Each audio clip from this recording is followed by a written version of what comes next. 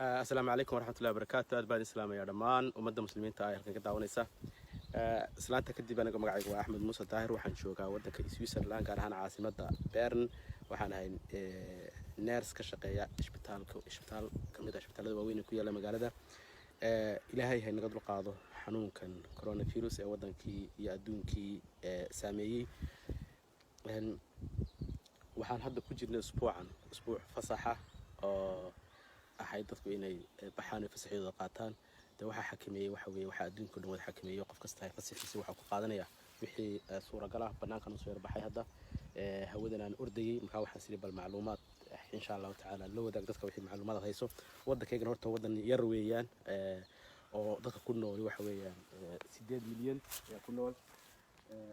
maadaama wadanku sida u yar yahay ayaana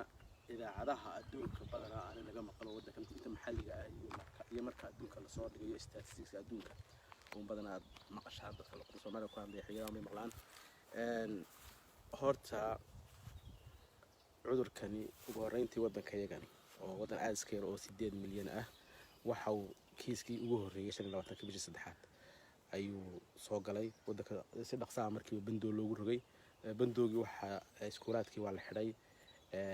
goobi ganacsiga oo dhan la xiray marka laga reebo meelaha cuntada laga iibsanayo iyo farmasiyada dawada laga doonanayo iyo dhakhaatiirta la tacaalaysa marka bandoogi ugu horeeyay waxa loo asteeyay la 19 bishan kadib markii la ogaaday hadda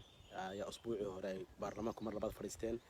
usbuuc kale oo saayida lagu sii diray ilaa iyo 26 bishan ilaa dhamaadka abriil si markaasi looga hortago xanuunkan ilaahay ay naga qaadeen xanuunkan horta waa aafo ilaahay uu ku soo saliday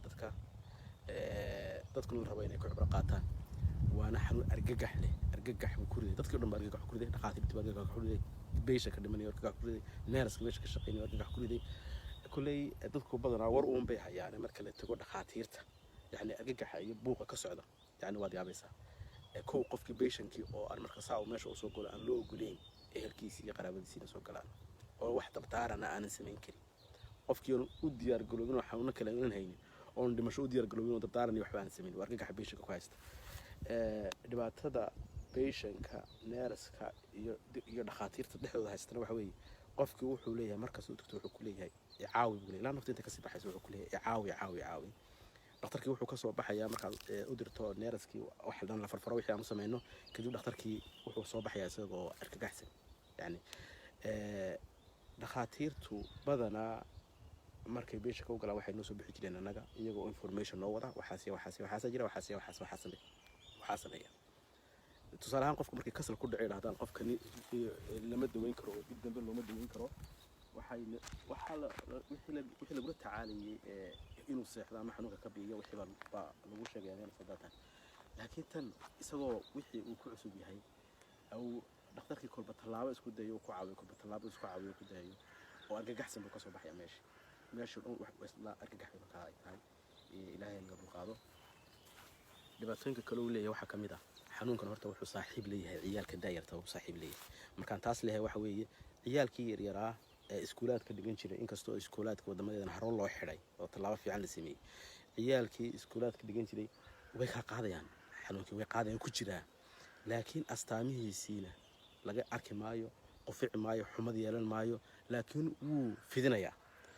dadka ugu jecel ciyaalkana wad ogtihiin waa macooyda iyo awowga ama ayeyda ayaa ugu jecel mar aan guriga maado uu tagayaa uu habsiinaya uu dhabtooda ku fadhiisanaya wax la cunaya saasoo isla markaas ku sifaafaya dadka ku leenaya yani waa waxyaabaha ajaa'ibta uu leeyahay ee aad dadkana inay gudubtoodan ay tahay dadkana aad iyo aadka ugu sii faafiyay marka insha Allah ta'ala guriyaha la joogo ay aad u fiican tahay guriyaha la joogo ilaahayna naga dul qaado dadkuna ducaystaan dadka ugu daran maanta waa dadka Afrika jooga ama Soomaaliya joogan ama Djibouti joogan ama Soomaaliland joogan dadkaas ugu daran waxa weeye taas yani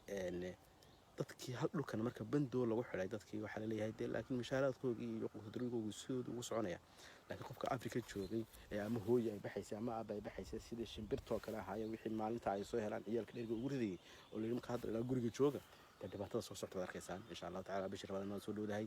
bal insha Allah sadaqadana la isku daro hadii Ilaahay raado ducadana la isku daro wadamadan iminka markay ka hadlayaan waxay odhanayaan afrikay kasii baqayaan yani dhibaatada dadka ka shaqeeya iminka hay-adaha dadka caawiya waxay ku leeyihiin dadkii aan caawimada kasoo qaadaynay waa reer galbeedna maanta iyagiiba caawimo u baahan afrika hadduu galo yani masaa'ibta ugu weyn baa soo socotay leeyihin kasii walaacayaan marka ilaahay ay naga hayo afrika sida ugu faafaya weli waa tallaabada way yartahay ilaahay intaa naga xakameeyo haddii ilaahay dhahdo cudurkan waxaa la sheegaya inuu aada ugu tamarinaynin meelaha kuleelaha ilaahay taas ha ka rumeeyo aad iyo aad baan islaamaya dhammaantiin asalaamu calaykum waraxmatullaahi wabarakaatu hadda meeshaas banaankaas ayaan u dayay information ka hadlay inaan idinla qaato ayaan go'aansaday asalaamu calaykum waraxmatullaahi wabarakaatu